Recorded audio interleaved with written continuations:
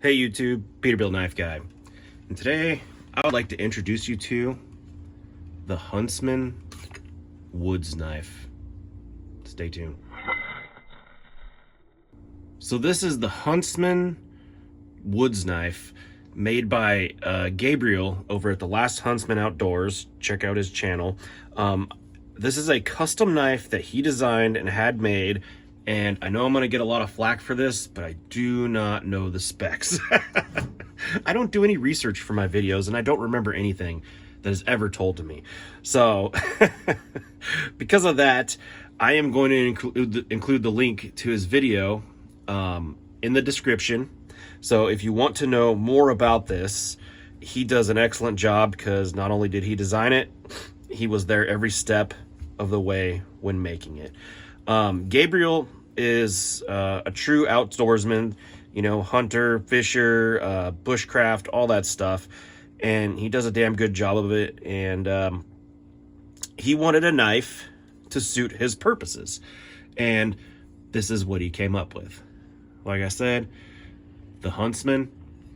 I don't know if he calls it the Huntsman or the Huntsman Woods Knife.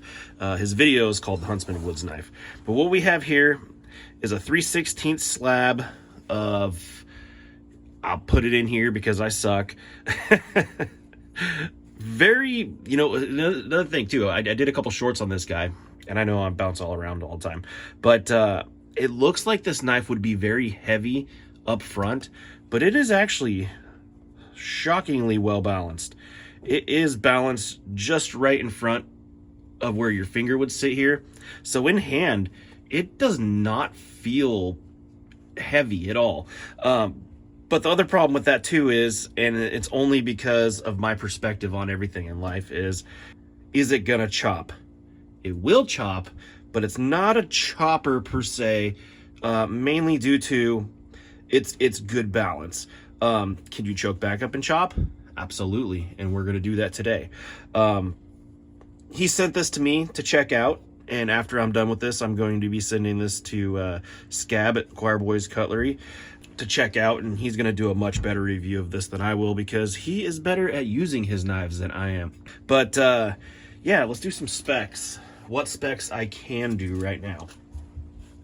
The blade, you're looking at just a hair under 6.5. Cutting is about the same, to be honest with you. These line up pretty dang well. Your overall length, including the little tang sticking out, is just about 12.5 inches, and your inner grip for this knife is going to be about 4 inches. It has, I believe these are canvas micarta handle scales with nice brass pins holding it in. That's super contoured very well. He put a nice big swell in there. It has nice swells in here, so when you hold on to it, it indexes extremely good, which is nice. It's a problem with a lot of handles nowadays that they don't index the way they should. I don't know the size of Gabriel's hands, but I have extra large to double extra large, depending on what pair of gloves I'm wearing hands. And he designed this to fit his hand, but it fits my hand extremely well too. When holding it, this little swell in the back just fits right where it should. Freaking awesome. Like I said, does more bushcraft than I do. I'm more about big choppers. So in order to do this knife any kind of justice, we're gonna build a fire and baton and do a little chopping. But yeah, so check him out. Check out his video. He does an excellent job explaining it more than I can. Also, I have never seen a knife come with a nicer leather sheath. I cannot remember who he had make this, but this is a custom sheath with his knife as a YouTube channel logo on there. And whoever did this is obviously a master of their craft, because this is just a fantastic leather sheath. Gabriel likes these quick disconnects. I'm not a big fan of them, but it is cool that you have the option where you can take it off.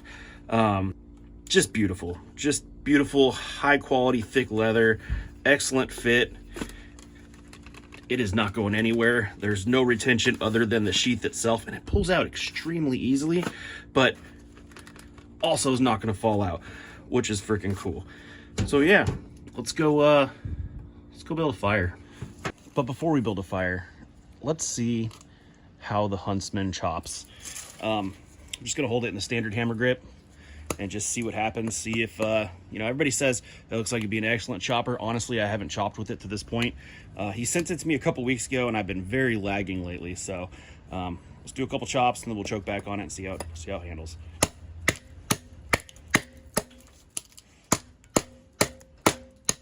Yeah, it chops. It's not a, you know, it's not a huge knife, so I mean, I wouldn't expect it to chop super good. But let's choke back up on it and see what happens. Get the full potential of this bad boy.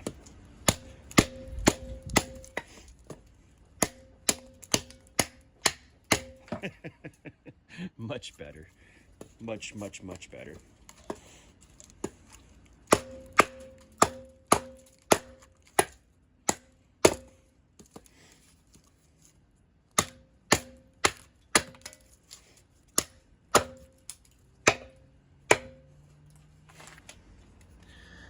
So will it chop?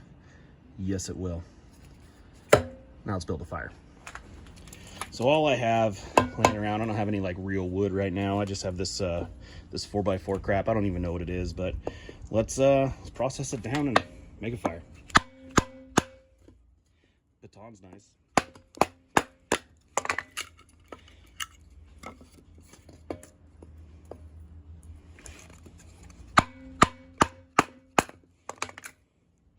I do like that thickness of the blade for twisting.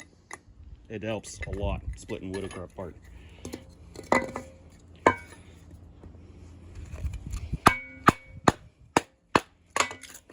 Oh yeah.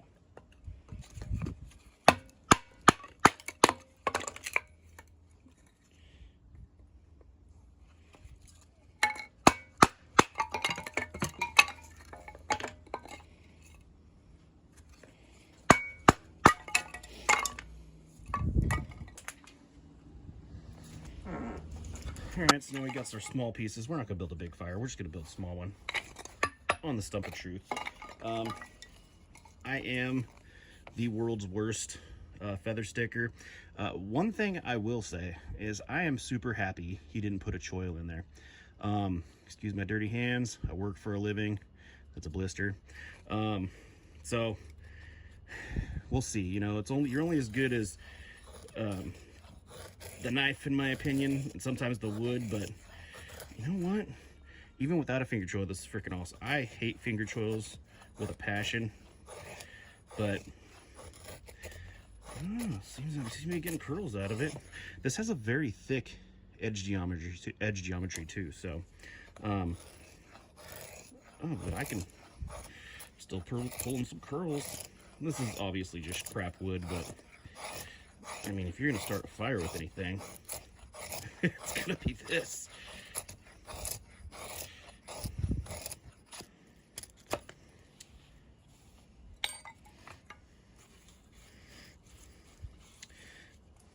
So that's my best. That's the best I can do, and that's actually pretty good for me. Now, this 90-degree spine, let's see if we can get some little stuff out of here.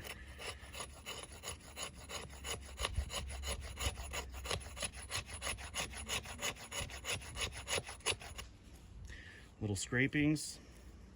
And you can see that. Not bad at all.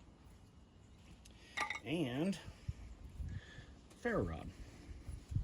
I've not even tried this yet, so oh yeah. I don't know if you can see that.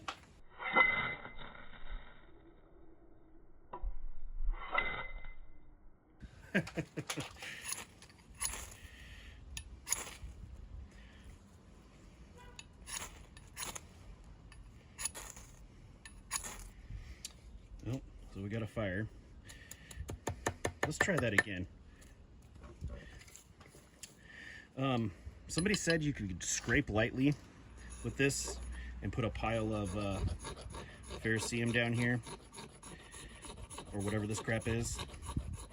Make your shit easier to start. Let's try that.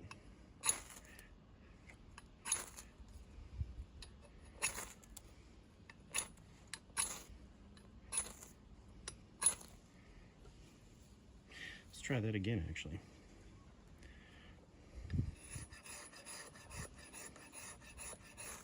Oops. Caught it too soon.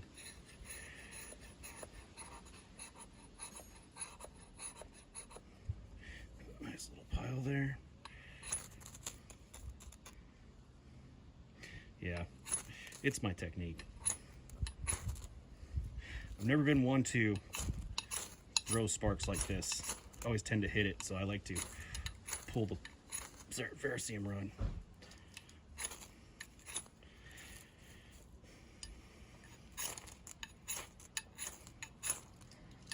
You can add world's worst fire maker to my list. Oh, there you go. By pure chance, I made a fire. So the Huntsman Woods Knife, I think it's cool actually. It's pretty functional. It's, you know, it's typically not my cup of tea to have a knife like this. Let's wipe this crap off. I do like, you know, I do like bushcraft knives. It's not my thing though. So, I mean, would I purchase something that looks like this? Probably not, but actually holding it and using it, it's very functional for what he designed it for. And, you know, that's really all that matters. I did ask him after he made this, before I even touched it, I said, hey, now that you made a design, you know, and had the knife in your hand, what would you change? And he said he would have lightened up the handle a little bit, maybe milled it out, give it a little bit more weight forward, because it looks like it'll just chop like a beast. And actually, holding back here, it really does, especially on that kiln dried lumber crap. Yeah, let's check the edge. Something we didn't even do in the beginning. Razor sharp. Sharper than me. No hiccups. Love it. Good stuff. Bad me. Sometimes, you know, life just don't work out.